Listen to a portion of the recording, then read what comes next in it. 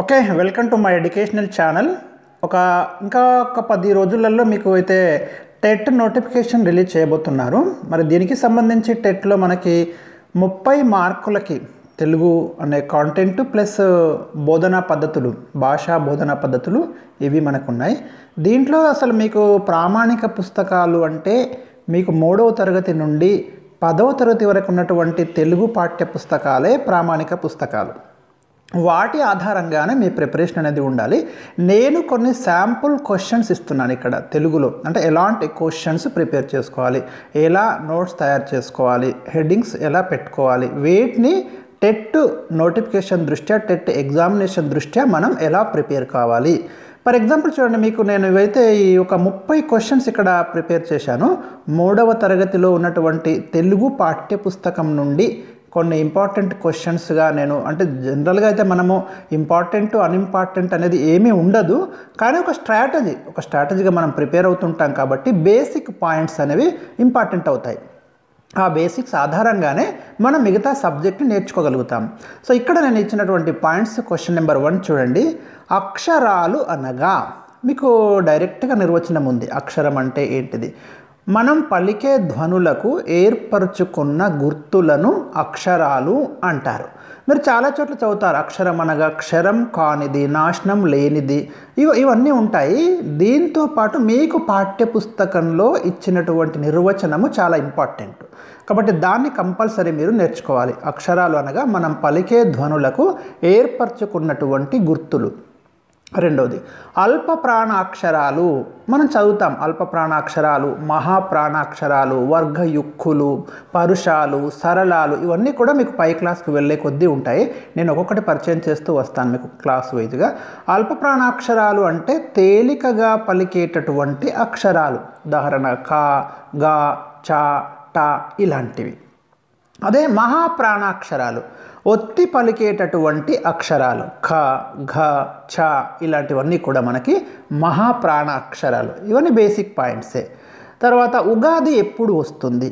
మీకు టెట్ సిలబస్లో ఈ తెలంగాణ సాహిత్యం, సంస్కృతి అనే పదం ఎప్పుడైతే ఉందో ఇలాంటివన్నీ నేర్చుకోవాల్సిందే. తెలంగాణలో జరుపుకునే పండుగలు కానివ్వండి, జాతరలు కానివ్వండి, వేడుకలు ఇలాంటివి ఏమున్నా కూడా చదవాల్సిందే.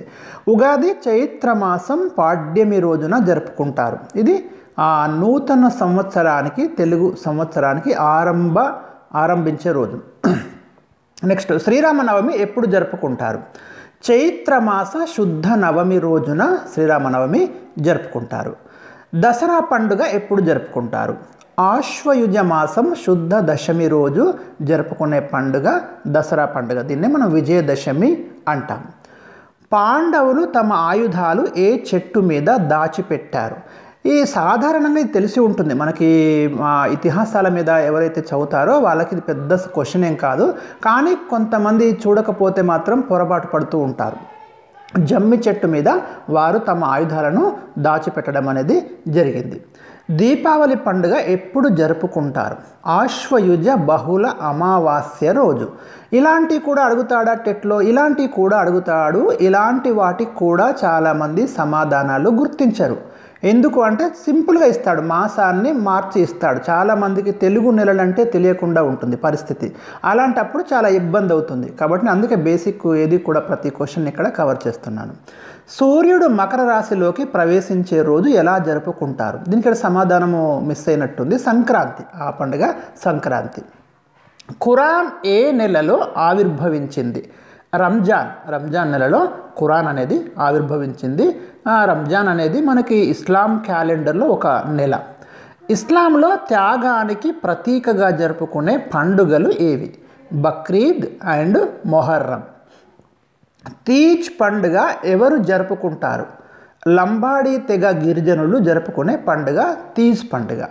శీత్ల భవాని ఏ గిరిజన తెగకు చెందిన దేవత? ఇది కూడా లంబాడీ తెగకు చెందిన దేవత. ఈ దేవతను పూజిస్తారు తీజ్ పండుగ సమయంలో. లంబాడీలు జరుపుకునే తీజ్ పండుగ ఏ పండుగను పోలి ఉంటుంది? ఇది బొడ్డెమ్మ పండుగను పోలి ఉంటుంది. హిందువులు ముస్లింలు కలిసి జరుపుకునే పండుగ ఏది? పీర్ల పండుగ. మొహర్రం హిందువులు ముస్లింలు కలిసి జరుపుకునేది. ఇది త్యాగానికి ప్రతీకగా జరుపుకునే పండుగ. బాలికలు తమ పెళ్లి ఘనంగా జరగాలని జరుపుకునే పండుగ ఏది? బొడ్డెమ్మ పండుగ. ఈ బొడ్డెమ్మ పండుగలో ఏ చెట్టును నాటుతారు? వెంపలి చెట్టు. ఇది కూడా చాలామందికి ఐడియా ఉండదు. ఇలాంటి ప్రశ్నలు అడుగుతాడు. వెంపలి చెట్టు. బొడ్డెమ్మ ఎప్పుడు ప్రారంభమవుతుంది? భాద్రపద బహుళ అమావాస్యకు ముందు ప్రారంభమవుతుంది. దీన్ని కూడా 9 రోజులు జరుపుకుంటారు. బొడ్డెమ్మ గద్దెను దేనితో తయారు చేస్తారు?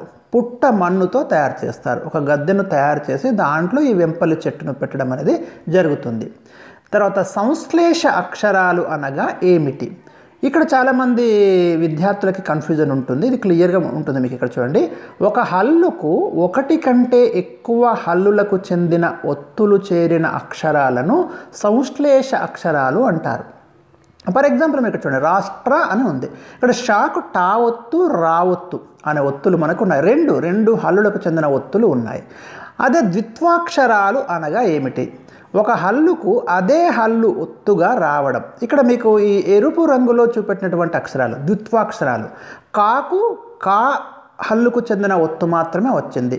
మాకు మా ఒత్తు, బాకు బా ఒత్తు, రాకు రా ఒత్తు. ఇలా వస్తే వాటిని ద్విత్వాక్షరాలు అంటారు. సంయుక్తాక్షరాలు అనగా ఏమిటి? ఒక హల్లుకు ఇతర హల్లు ఒత్తుగా రావడాన్ని, ఒత్తుగా వస్తే అలాంటి అక్షరాలను సంయుక్తాక్షరాలు అంటారు. ఫర్ ఎగ్జాంపుల్ పాకు రా ఒత్తు, అంటే రా అనే హల్లుకు చెందిన ఒత్తు మనకి ఇక్కడ ఉంటుంది. దర్జీ ముత్యాలు తాకు యా ఒత్తు. ఆబాల గోపాలం అనగా ఎవరు? చిన్న పిల్లల నుండి పెద్దల వరకు. ఇది డైరెక్ట్గా క్వశ్చన్ ఇచ్చి ఆబాల గోపాలం అనగా ఎవరు అని ఇచ్చి కింద 4 ఆప్షన్స్ ఇస్తాడు. ఆప్షన్ ఏ పిల్లలు, ఆప్షన్ బి పెద్దలు, ఆప్షన్ సి పిల్లలు పెద్దలు, ఆప్షన్ డి పైవన్నీ అన్నాడు అనుకోండి, కన్ఫ్యూజ్ అవుతారు విద్యార్థులు. కాబట్టి చిన్న పిల్లల నుండి పెద్దల వరకు ఆబాల గోపాలం. తెలంగాణలో గుమ్మి అనగా ఏమిటి? గుమ్మి అనే పదము చాలామంది విని ఉండకపోవచ్చు. ధాన్యాన్ని నిల్వ చేసుకోవడానికి గుమ్మి అనే దాన్ని మనం ఉపయోగిస్తాం. ఇప్పుడు గ్రామీణ ప్రాంతాల విద్యార్థులకు దీని మీద ఐడియా ఉంటుంది. నగరంలో ఉన్నటువంటి విద్యార్థులకి దీని మీద ఐడియా ఉండదు. ఎందుకంటే మీకు సిలబస్లో తెలంగాణలోని పదజాలం చదవమంటున్నాడు. పోయినసారి టెట్లో అర్రా అంటే ఏంటిది అన్నాడు. అర్రా అంటే ఏంటిది? గది. అలా ఇస్తాడు ప్రశ్నలు. పొదరిల్లు అనగా ఏమిటి? తీగలన్నీ పారి అల్లుకున్నటువంటి ఇల్లును పొదరిల్లు అంటారు. పరగణ అనగా ఏమిటి? భూమిలో కొంత భాగాన్ని పరగణ అంటారు. చెరువు నిండినప్పుడు నీరు పొంగి బయటకు వచ్చే స్థలాన్ని ఏమంటారు? మత్తడి లేదా అలుగు అంటారు. ఇది కూడా పాఠ్యపుస్తకం నుండే తీసుకున్నాను. విరించి అనగా ఎవరు? విరించి అంటే బ్రహ్మ. దీనికి అర్థాన్ని నేను ఇక్కడ అడగడం జరిగింది. విరించి అంటే బ్రహ్మ. షడ్రుచులు అంటే ఏమిటి? తీపి, కారం, పులుపు, వగరు, చేదు, ఉప్పు. ఈ క్రింది వానిలో షడ్రుచులలో లేనిదేది అంటాడు. కాబట్టి ఇలా ఉన్నప్పుడు మనం చూసుకోవాలి. బాలల్లారా బంగారు కొండల్లారా గేయ రచయిత ఎవరు? డాక్టర్ కపిలవాయి లింగమూర్తి. ఇవి నేను 3వ తరగతి తెలుగు పాఠ్యపుస్తకం నుండి మీకోసం తయారు చేసినటువంటి కొన్ని ముఖ్యమైనటువంటి ప్రశ్నలు. ఇప్పుడే ఈ ఛానల్ని సబ్స్క్రైబ్ చేయండి. మీ డౌట్స్, మీ కామెంట్స్ నాకు తెలియచేయండి.